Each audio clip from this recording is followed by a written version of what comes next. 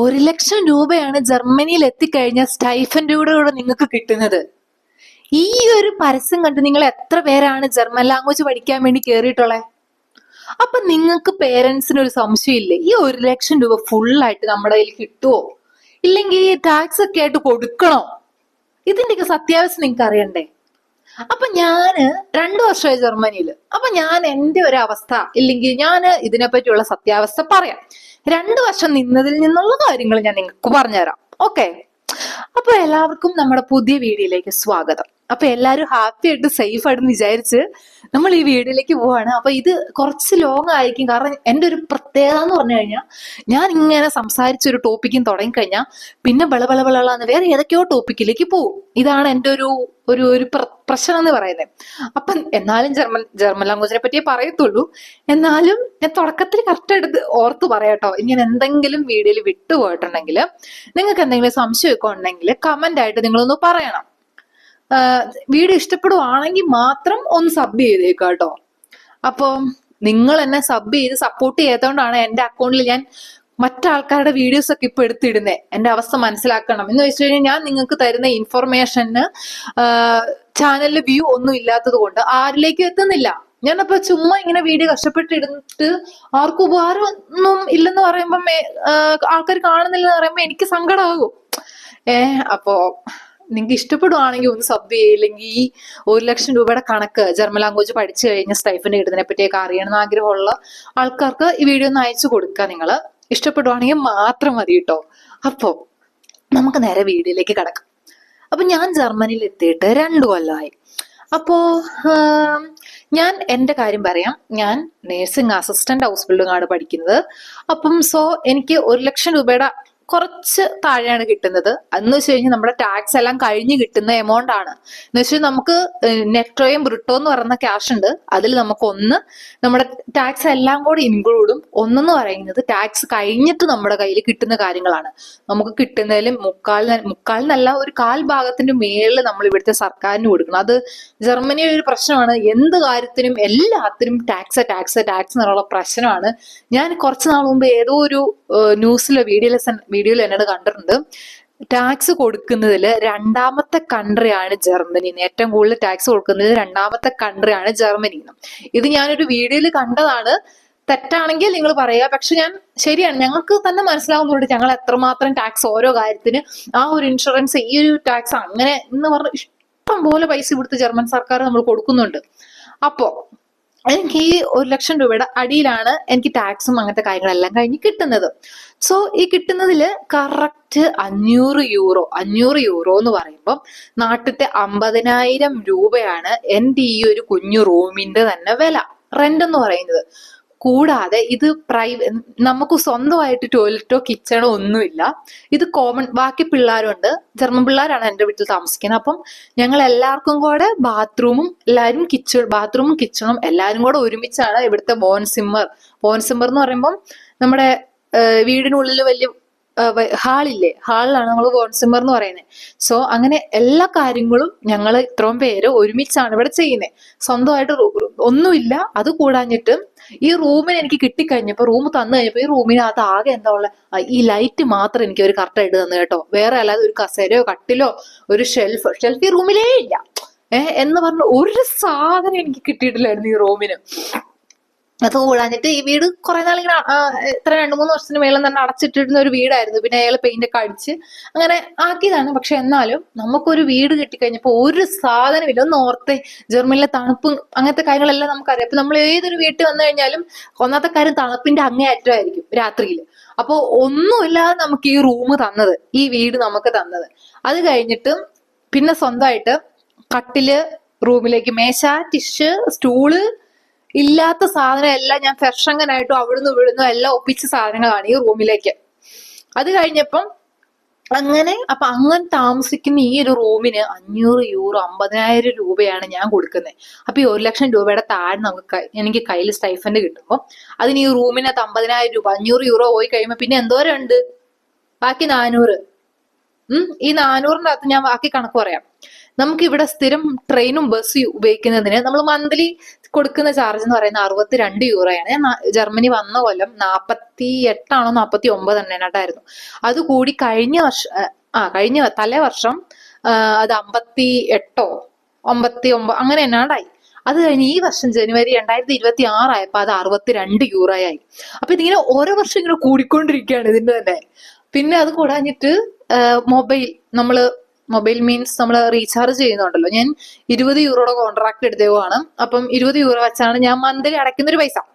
ഇത് കഴിഞ്ഞിട്ട് നമ്മൾ എല്ലാ വീക്കിലും നമ്മൾ എന്തുവാ ഫുഡ് കഴിക്കാനും മറ്റു കാര്യങ്ങൾക്കും പൈസ പോകും. എന്ന് വെച്ച് കഴിഞ്ഞാൽ നമ്മളെ എല്ലാ വീക്കും ഞാൻ പോയി സാധനങ്ങൾ മേടിക്കാറുണ്ട് കേട്ടോ. എന്ന് വെച്ച് കഴിഞ്ഞാൽ നമ്മുടെ നാട്ടിൽ കിട്ടുന്ന പച്ചക്കറികളും കുറെ സാധനങ്ങളൊക്കെ കിട്ടും. ഇൻഡസ് സ്റ്റോറിൽ പോയി കഴിഞ്ഞാൽ കുറച്ചും കൂടെ കിട്ടും. പക്ഷെ ഇൻഡസ് സ്റ്റോറിൽ പോയി കപ്പയും അതും ഇതൊക്കെ മേടിക്കാന്ന് പറയുമ്പോൾ പൈസ കൂടുതലാണ്. ഞാൻ അതുകൊണ്ട് അങ്ങനെ ഇൻഡസ് സ്റ്റോറിൽ പോകാറില്ല. ഇൻഡസ് സ്റ്റോറിൽ പോകുന്നത് ആകെ 10 കിലോ അരി മേടിക്കാൻ പോകും. ഒരു 3 മാസം അല്ലെങ്കിൽ ഒരു 3 അല്ലെങ്കിൽ 4 മാസം കൂടുമ്പോൾ 10 കിലോ അരി പോയി ഞാൻ മേടിക്കും. അത് കഴിഞ്ഞിട്ട് പിന്നെ ഫ്രോസൺ കപ്പ ഇല്ലെങ്കിൽ ഫ്രോസൺ ആയിട്ട് എന്തെങ്കിലും ഉണ്ടെങ്കിൽ അതൊക്കെ കുറച്ച് മേടിച്ച് ഫ്രിഡ്ജിലേക്ക് വെക്കും. ഇതേ ഉള്ളൂ കേട്ടോ. അല്ലാതെ ഞാൻ ഇൻഡസ് സ്റ്റോറിൽ പോകാറില്ല. അപ്പൊ നമ്മള് ഇവിടുത്തെ കടകൾ അൽദി പെന്നി സ്റ്റോറുകളിലൊക്കെ പോയി കഴിയുമ്പം നമ്മുടെ നാട്ടിൽ കിട്ടുന്ന എല്ലാം കിട്ടില്ല. പക്ഷെ കിട്ടുന്ന കുറെ സാധനങ്ങൾക്ക് ഇച്ചിരി പൈസ കൂടുതലായിരിക്കും. അപ്പൊ ഞാൻ അങ്ങോട്ട് പൊതുവെ മേടിക്കുന്ന പച്ചക്കറി എന്ന് പറഞ്ഞാൽ ഉരുളക്കിഴങ്ങ് മേടിക്കും, സവോള മേടിക്കും, പിന്നെ തക്കാളി മേടിക്കും, പിന്നെ നമ്മുടെ ബജ്ജിമുളക് മേടിക്കും, പിന്നെ ക്യാരറ്റ്, പിന്നെ കൂണ് മേടിക്കും. ഇങ്ങനത്തെ സാധനങ്ങളൊക്കെ മാത്രം ഞാൻ പച്ചക്കറി ആയിട്ട് മേടിക്കാറുള്ളൂ കേട്ടോ ഇവിടെ. അല്ലാത്ത പൊതുവെ നോക്കുമ്പോൾ ഇച്ചിരി റേറ്റ് കൂടുതലാണ്. ഞാൻ അതുകൊണ്ടൊന്നും മേടിക്കാം. ഞാനിപ്പം എല്ലാ ആഴ്ചയും മേടിക്കുന്ന പറയുമ്പോഴത്തേക്കും ചിക്കൻ, പന്നി, ബീഫും ഇച്ചിരി റേറ്റ് കൂടുതലാണ്. ഞാൻ ബീഫ് വല്ലപ്പോഴും ഞാൻ ബീഫ് മേടിക്കും. ഭയങ്കര ഇഷ്ടമാണ് ബീഫ്. ബട്ട് ഞാൻ ബീഫ് മേടിക്കുന്നത് കുറവാണ്, പൈസ കൂടുതലാണ്. അപ്പം എല്ലാ ആഴ്ചയിലും ചിക്കൻ അല്ലെ പന്നി ഇത് ഉറപ്പായിട്ടും ഉള്ളതുകൊണ്ട് അതിന് തന്നെ നമ്മുടെ നാട്ടിൽ കിട്ടുന്ന ഒരു 700 ഗ്രാം പന്നിക്ക് മീൻസ് എല്ലാ പീസും കൂടെ പന്നി ആയിരിക്കത്തില്ല. ചിലപ്പം എന്റെ ഏതെങ്കിലും പുറം ഭാഗം തന്നെയായിരിക്കും. ഇല്ലെങ്കിൽ അങ്ങനെ ആയിട്ടാണ് നമുക്ക് ഇവിടെ സാധനങ്ങൾ കൂടുതൽ കിട്ടുന്നത്. ചിക്കനൊക്കെ നമുക്ക് മുറിച്ചെന്നല്ല, ചിക്കൻ ഫുൾ ആയിട്ട് കിട്ടും. അങ്ങനത്തെ ചിലപ്പോൾ 10 യൂറോയൊക്കെ ആയിരിക്കും. ഞാൻ അതുകൊണ്ട് അതൊന്നും മേടിക്കാൻ പാടില്ല. എന്ന് വെച്ച് കഴിഞ്ഞാൽ എനിക്ക് തിന്നാനും കുടിക്കാനും ഇവിടെ പൈസ ഇല്ലെന്നല്ല ഞാൻ പറയണേ. കിട്ടും. എനിക്ക് എന്റെ ആവശ്യത്തിന് എല്ലാം ഉണ്ട്. ആവശ്യത്തിന് ഞാൻ എല്ലാ സാധനങ്ങളും മേടിക്കുകയും കഴിക്കുകയും ചെയ്യും. പക്ഷെ നാട്ടിലേക്ക് അയക്കാനുള്ള പൈസ അത്ര എനിക്ക് കിട്ടുന്നില്ല.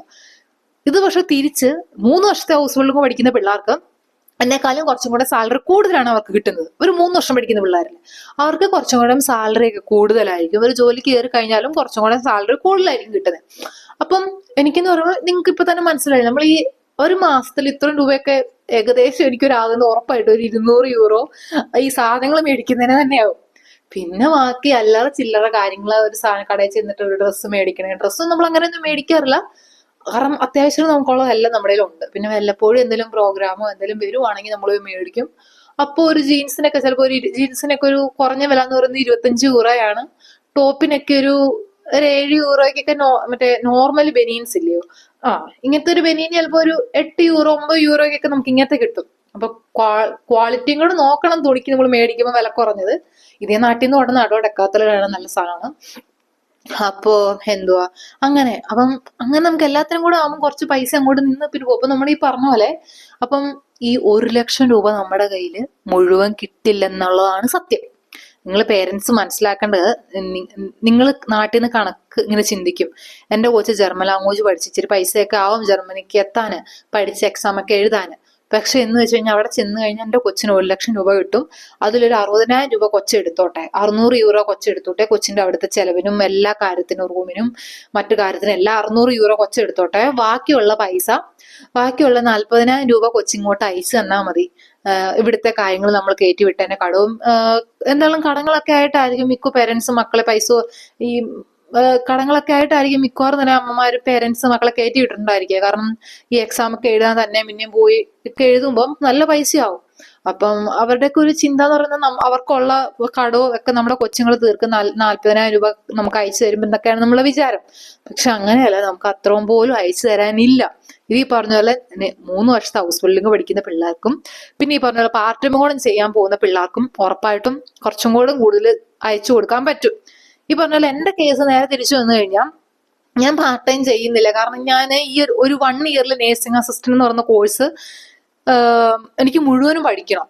അപ്പൊ അതിന്റെ ഇടയ്ക്ക് നമുക്ക് ഇത്ര മണിവരെ ഡ്യൂട്ടി ഇല്ലെങ്കിൽ ഇപ്പം ക്ലാസ് ക്ലോസ് തന്നെ ക്ലാസ് കഴിഞ്ഞ് വന്നു കഴിയുമ്പോൾ നമുക്ക് അതിനുള്ള ടൈം കിട്ടത്തില്ല പാർട്ട് ടൈമിന് പോകാൻ. എന്ന് വെച്ച് കഴിഞ്ഞാൽ 3 വർഷത്തെ ഉള്ള ആൾക്കാർക്ക് 3 വർഷം ടൈമുണ്ട് കാര്യങ്ങൾ പഠിച്ച ഫൈനൽ എക്സാം എഴുതാൻ വേണ്ടി. ഞങ്ങൾക്കൊന്നും അറിയുമ്പോൾ ഈ 1 ഇയർ തീരുമ്പോഴത്തേക്ക് പരീക്ഷ നമ്മൾ പാസ്സാകും. അപ്പൊ അതുകൊണ്ട് ഞാൻ പാർട്ട് ടൈമിന് പോയിട്ടില്ല. എനിക്ക് പാർട്ട് ടൈമിന് പോകാൻ പറ്റും, നമ്മുടെ വിസയ്ക്കകത്തുണ്ട്. പക്ഷെ ഞാൻ ഇതുവരെ പോയിട്ടില്ല. പാർട്ട് ടൈമിനൊക്കെ പോവുകയാണെങ്കിൽ നമുക്ക് നാട്ടിലേക്കുള്ള ടിക്കറ്റിനുള്ള പൈസയെങ്കിലും കൂട്ടി കൂട്ടി സേവ് ആക്കി വെക്കാം. ഞാൻ എപ്പോഴും ചിന്തിക്കുന്ന ഒരു കാര്യമാണ്, എൻ്റെ കയ്യില് ഞാൻ എന്തൊക്കെ മേടിച്ചു കഴിഞ്ഞാലും സാധനങ്ങൾ എനിക്ക് വേണ്ടി എന്തൊക്കെ ഞാൻ മേടിച്ചു കഴിഞ്ഞാലും നാട്ടിൽ ഒരു അത്യാവശ്യത്തിന് പോണെങ്കിൽ ഉള്ള എമൗണ്ട് എൻ്റെ കയ്യിൽ എപ്പോഴും വേണം. അങ്ങോട്ടേക്കും ഇങ്ങോട്ടേക്കും ഉള്ള പൈസ എൻ്റെ അക്കൗണ്ടിൽ വേണമെന്ന് എനിക്ക് ഭയങ്കര ആഗ്രഹമാണ്. അത് മാറ്റി വെച്ചിട്ട് മാത്രമേ ഞാൻ എൻ്റെ എന്ത് കാര്യത്തിനും ഞാൻ പൈസ ഉപയോഗിക്കുള്ളൂ. എൻ്റെ കയ്യിൽ നാട്ടിലേക്ക് പോകാനുള്ള പൈസ ഉണ്ടോ? അത് കാരണം നമുക്ക് ഏത് സമയത്ത് ഒരു അത്യാവശ്യം വരുന്ന എമർജൻസി ആയിട്ട് നാട്ടിൽ പോകേണ്ട വരുന്നത് നമുക്ക് അറിയാൻ പറ്റില്ല. സോ അതുകൊണ്ട് എപ്പോഴും ഇവിടെ വരുന്ന പിള്ളേരാണെങ്കിലും എപ്പോഴും നമ്മൾ നാട്ടിൽ പോകാനുള്ള എമർജൻസിക്ക് വേണ്ടിയുള്ള പൈസ മാറ്റി വെച്ചിട്ട് മാത്രം നമ്മുടെ കാര്യങ്ങൾക്ക് വേണ്ടി ഉപയോഗിക്കുക. അപ്പൊ നിങ്ങൾക്ക് ഇവിടുത്തെ ഒരു ഏകദേശം പൈസയുടെ കണക്ക് മനസ്സിലായില്ലേ? അപ്പം നാട്ടിൽ നമ്മൾ പഠിക്കുമ്പോൾ തന്നെ നല്ലൊരു പൈസയാവും. ജർമ്മൻ ലാംഗ്വേജ് പഠിക്കുമ്പോൾ നല്ല ഇൻസ്റ്റിറ്റ്യൂട്ട് തിരഞ്ഞെടുക്കുക. പഠിക്കാൻ പോകുന്ന ഇൻസ്റ്റിറ്റ്യൂട്ടുകാർ കയറ്റിക്കൊണ്ട് പോകുന്ന ഉറപ്പ് വരുത്തണം. എന്നിട്ടൊക്കെ പോയി ഇൻസ്റ്റിറ്റ്യൂട്ടുകളൊക്കെ ചേരാവുള്ളൂ. അപ്പോൾ നിങ്ങൾക്ക് ഇതിനെപ്പറ്റി എല്ലാ കാര്യങ്ങളും മനസ്സിലായെന്ന് ഞാൻ വിചാരിക്കുന്നു. ഇനി മനസ്സിലായിട്ടില്ലെങ്കിൽ നിങ്ങൾ കമന്റിൽ ഒന്ന് പറയുക, ഞാൻ റിപ്ലൈ ഇടാം കേട്ടോ. അപ്പൊ എല്ലാവർക്കും പുതിയ വീഡിയോയിൽ കാണാം. ബൈ.